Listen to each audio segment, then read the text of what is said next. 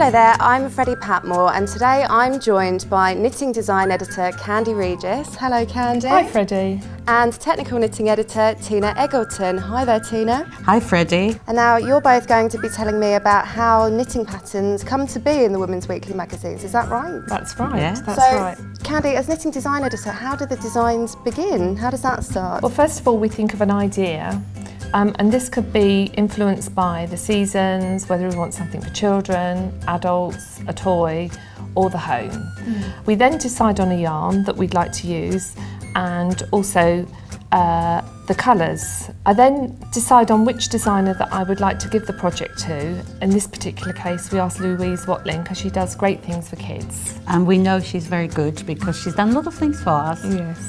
So she then comes back with a few ideas from that brief. She likes to design on the computer. Oh yes, so she does. A lot of other designers sketch and knit swatches. It just really depends on their preference and way of working. So once you've received all of that from your designer, how would you then proceed? We then go back to the designer and she provides us with a sample.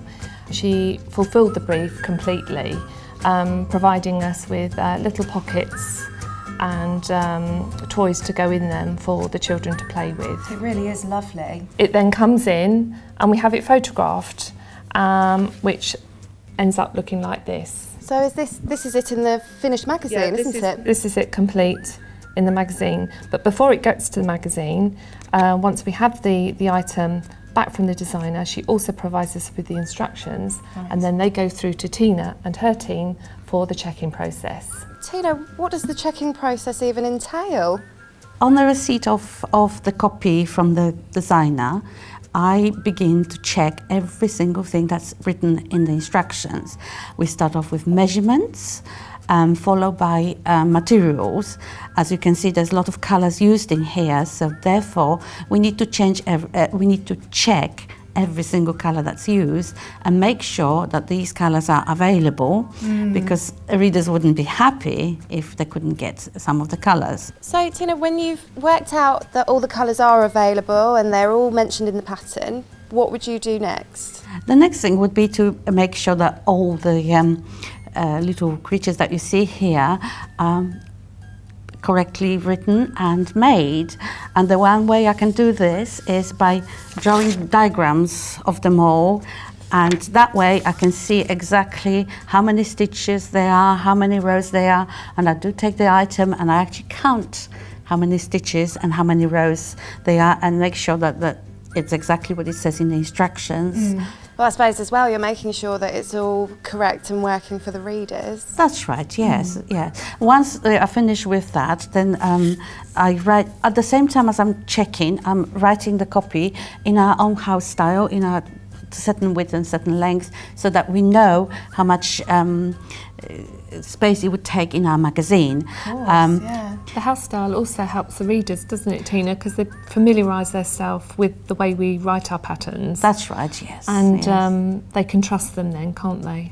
That's right, yeah, because quite often they say that as well to us. Once that's done, the copy then goes to subs. They sub the copy, and after that it goes to the artist to lay it out on a page. I then have to read the copy with my colleague, and that's where you do it in tandem, isn't it, together, so that you can check all the words are down there that should be. And if there is any kind of, if there is any corrections or that we think that we've missed it in the first place, that's the time we can do it. If there is any, for example, layout problems, like we might have a copy at one end but the picture on the other end, we can then kind of swap around the copies so they can fit in better together. So, and that is the last time that I actually able to see the copy. Once that's done, that's it. It goes to the printer after that. And that's when it ends up looking like this. I remember you switched around the copy on this one, Tina. That's right, yes. To create a better flow for the reader, because when the designer puts it in, they just try to squeeze it all in to make a nice layout so it looks pretty, but that often doesn't always work for the reader when she's knitting.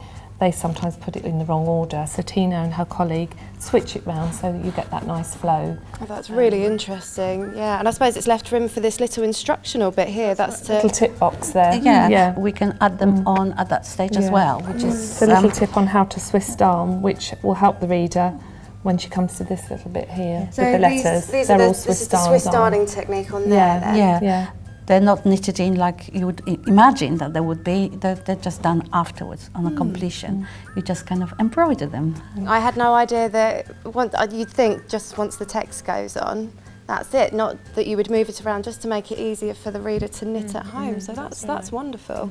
So bearing all that in mind then, the Women's Weekly knitting patterns, they're very reliable, aren't they? Well, yes, I mean, as we say, they're triple checked, but in fact they're more than that. I mean, Tina and her colleagues certainly fulfil the Women's Weekly pattern promise in as much as, you know, they're checked completely throughout their journey of appearing in the department through to the magazine. Well, we certainly aim to have the instructions for the readers so that when they make them, they will have exactly the kind of items that you see photographed in the magazine. Well, thank you so much for talking us through it. So when you pick up your Women's Weekly knitting pattern, now you'll know exactly where it's come from.